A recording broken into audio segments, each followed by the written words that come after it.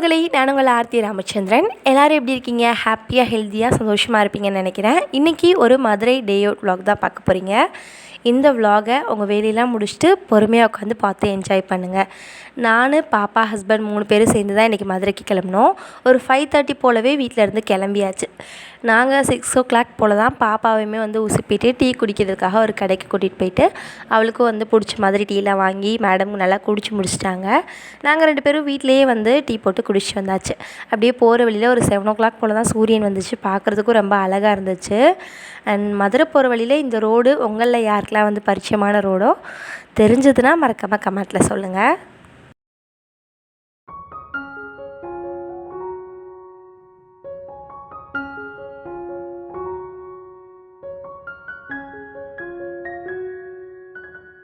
பாப்பாவை ஹாஸ்பிட்டலில் காமிக்கிறதுக்காக தான் கூட்டிகிட்டு போனோம். பாப்பாவுக்கு அடிக்கடி சளி பிடிச்சிட்டே இருக்குது. அதனால் மதுரையில் இருக்க ஹாஸ்பிட்டலில் கூட்டிகிட்டு போய் ஒரு தடவை காமிச்சு வந்துடலான்னு போனோம். மதுரைக்குள்ளே என்ட்ரி ஆனோடனே அங்கே இருந்த சுவர் ஓவியங்கள்லாம் ரொம்பவே அற்புதமாக அழகாக இருந்துச்சு. பார்க்குறதுக்கும் இனிமையாக இருந்துச்சு.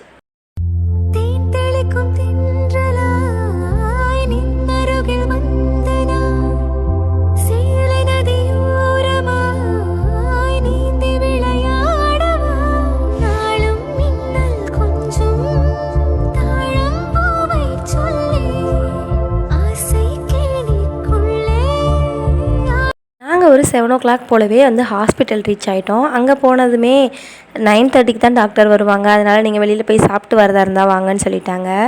ஹஸ்பண்ட் உடனே பக்கத்தில் பாண்டி கோயில் இருக்குது, அங்கே போயிட்டு போகலான்னு சொன்னாங்க. சின்ன பிள்ளைலேருந்து என்னோடய பல நாள் ஏக்கம் இந்த கோவிலுக்கு போகணுன்னு. என் பொண்ணு சின்ன பிள்ளையாக இருக்கும்போது தான் நான் வந்திருக்கேன். ஏன்னா இந்த கோவில் ரோட்டில் போகும்போதெல்லாம் பார்த்துக்கிட்டே போவேன். மதுரை போகிற ரூட்டில் நம்ம ரிங் ரோடு தாண்டினோன்னே இருக்கிறதா இந்த பாண்டி கோவில். எத்தனை பேருக்கு தெரியும்னு தெரில. தெரிஞ்சவங்க உங்களுக்கு இந்த பாண்டி சாமி பிடிக்கும்னா கமெண்ட்டில் சொல்லுங்கள். நல்லா பார்க்குறதுக்கே கம்பீரமாக அழகாக அவ்வளோ ஒரு அற்புதமாக இருப்பார் அவர். எனக்கு அவரை கோவிலுக்குள்ளே போய் பார்க்கணுன்னு சின்ன பிள்ளையிலேருந்து ஆசை. அந்த கோவில் ரோட்டை கிராஸ் பண்ணும்போதெல்லாம் நினைப்பேன், இந்த சாமியை என்றைக்கு தான் உள்ளே போய் பார்க்க போகிறோமோ அப்படின்ட்டு. இன்றைக்கி நம்ம வந்தது என்னமோ ஹாஸ்பிட்டலுக்காக தான். பாப்பாவை சளி பிடிக்குது, ஹாஸ்பிட்டலில் காமிச்சிட்டு போகலான்னு வந்தோம். ஆனால் எதிர்பாராத விதமாக பாண்டி சாமியை போய் பார்த்து மன நிறைவாக சாமி கும்பிட்டுட்டு என்னோடய ஃபேஸில் பார்த்தீங்கனாலே தெரியும் அவ்வளோ சந்தோஷமாக இருந்தேன். ஏன்னா இன்றைக்கி நம்ம பல நாளும் நினச்சிட்டே இருந்த ஒன்று நடந்துருச்சு அப்படின்ற மாதிரி அவ்வளோ சந்தோஷம். ஏனே தெரியல, ஆனால் மனசுக்கு அவ்வளோ பிடிச்சிருந்துச்சு அந்த சாமியை பார்க்கணும் அப்படின்னு தோணிகிட்டே இருந்தது இல்லையா. பல நாள் கனவு இன்றைக்கி நினைவான மாதிரி இருந்துச்சு. இந்த சாமி ரொம்ப தூரத்துலலாம் இல்லை, எங்கள் ஊர்லேருந்து ரொம்பவே கிட்ட தான். பைக்லேயும் போகலாம், பஸ்லேயும் போகலாம், எல்லா வசதியுமே இருக்குது. ஆனால் இவரை பார்க்குறதுக்கே எனக்கு ஒரு 22 வருஷம் ஆயிடுச்சு. இந்த பாண்டி கோயிலுக்கு போனால் பாண்டி சாமி பெண்களெல்லாம் பிடிச்சிக்குவார், அவங்க மேலே சாமி இறங்கும், இப்படிலாம் நான் நிறையா கேள்விப்பட்டிருக்கேன். ஏன் நாங்கள் காலையில் 8 மணிக்கு போய் அந்த கோவிலில் நிற்கும் போதுமே அவ்வளோ பேர் சாமி ஆடினாங்க. அது எல்லாமே பார்க்குறதுக்கு கொஞ்சம் பயமாக இருந்தாலும் அவர் எவ்வளோ துடிப்பான சாமியாக இருப்பார் அப்படின்ற மாதிரியும் இருந்துச்சு. ஆனால் அவர் ரொம்ப அழகாக இருந்தார், அது ஒன்று. ஆனால் பார்க்குறதுக்கே நல்ல ஒரு பெரிய மீசையோட சூப்பராக இருந்தார். என் பொண்ணுக்கும் இது தான் ஃபஸ்ட் டைமு, எனக்கும் இது தான் ஃபஸ்ட் டைமு. உள்ளக்கையுமே நிறையா தொட்டிலெலாம் கட்டி வச்சுருந்தாங்க, நிறையா பூட்டெல்லாம் வாங்கி போட்டிருந்தாங்க. நிறையா பேர் தங்களுக்கு குழந்தை பிறக்கணுன்றதுக்காக இந்த நேர்த்திக்கடனெலாம் செலுத்துகிறாங்க போல். அது மட்டும் இல்லாமல் வருஷத்தில் 365 நாளுமே இங்கே கறி விருந்து நடக்குமா. யார் போனாலும் நல்லா கறி விருந்து மன திருப்தியாக சாப்பிட்டுட்டு வரலாமா. பொங்கல்லாம் வச்சிட்டு இருந்தாங்க. அது எல்லாத்தையுமே அப்படியே பார்த்துட்டு பின்னாடி கொஞ்சம் சாமிலாம் இருக்குல்ல, அதையும் போய் பார்த்துட்டு வரலான்னு தான் போனோம். இங்கேருந்து அப்படியே ஒரு சின்ன சந்து பாதை மாதிரி தான் போகும். அது வழியே போனால் கருப்பு சாமியும் ஆண்டி சாமியும் இருப்பாங்க.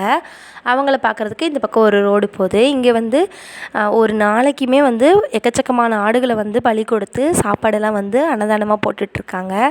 தலையை சாமிக்கு கொடுத்துருவாங்க போல். மிச்சம் இருக்கிற அந்த உடலில் இருக்கிற மிச்ச கறிகளெல்லாம் வச்சு உணவுமே ரெடி பண்ணிடுவாங்க. இங்கே பார்த்திங்கன்னா மேலே இருக்கிற இந்த சிலை அப்படியே தலை துண்டிக்கப்பட்டு தனியாக இருக்குது. இது ஆண்டிச்சாமி.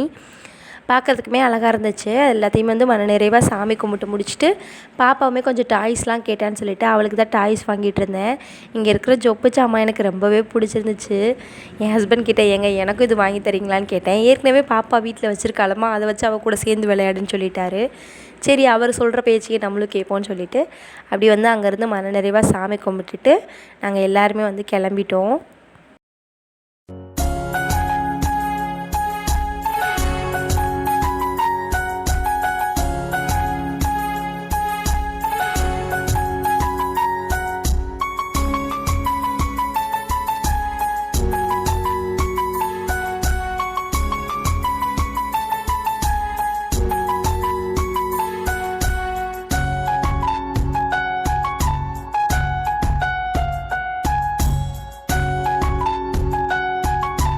பாப்பாவுக்கு கொஞ்சம் டாய்ஸ்லாம் வாங்கிட்டு நாங்கள் கோவிலேருந்து கிளம்புறதுக்காக வந்தோம். ஒரு 2 குட்டி பொண்ணுங்க வந்துச்சுங்க.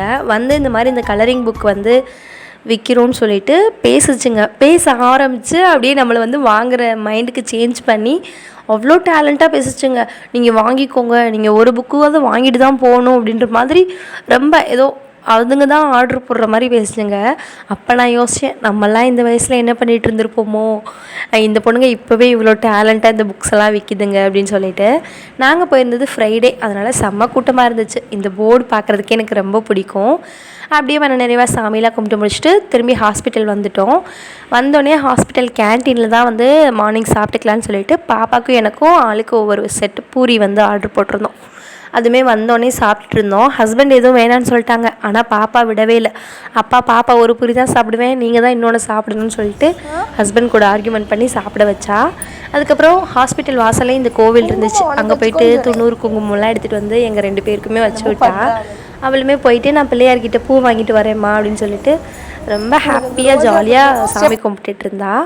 செக்கப்புமே முடிச்சுட்டு நாங்கள் ஒரு 11 o'clock போலவே வந்து அங்கே மதுரையிலேருந்து கிளம்பிட்டோம்.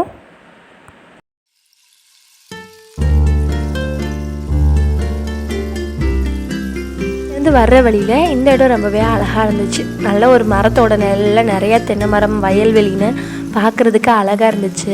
கொஞ்ச நேரம் இறங்கி அந்த இடத்துல ரெஸ்ட் எடுத்துகிட்டு பக்கத்துலேயே வந்து ஒரு சர்பத் கடை இருந்துச்சு. அங்கே தான் சர்பத் குடிக்கலான்ட்டு பைக்கை ஸ்டாப் பண்ணோம். பாப்பா நல்லா தூங்கிட்டு இருந்தாலே சரி நம்ம 2 பேர் மட்டும் வாங்கி குடிச்சிடலான்னு நினச்சோம். ஆனால் சர்பத்தை பார்த்தோன்னே மேடம் வந்து எந்திரிச்சிட்டாங்க. அதோட கொஞ்சம் கேட்டான்னு சொல்லிட்டு கொஞ்சம் மட்டும் அவளுக்கு கொடுத்துட்டோம். சளி அவளுக்கு அதிகமாக தான் பிடிக்குது. அதுக்காக ஜூஸு, சர்பத்து, இளநீன்னு எதுவுமே கொடுக்காம எப்படி இருக்க முடியும். ஏதாவது கொஞ்சம் கொஞ்சம் குடிக்கிறதுல ஒன்றும் தப்பு இல்லைன்னு கொடுத்தாச்சு. அவ்வளோதான். இவ்வளோ நேரம் பொறுமையாக இந்த வீடியோவை பார்த்ததுக்கு நன்றி. இன்னொரு சிறந்த பதிவில் உங்களை வந்து மீட் பண்ணுறேன். பாய்.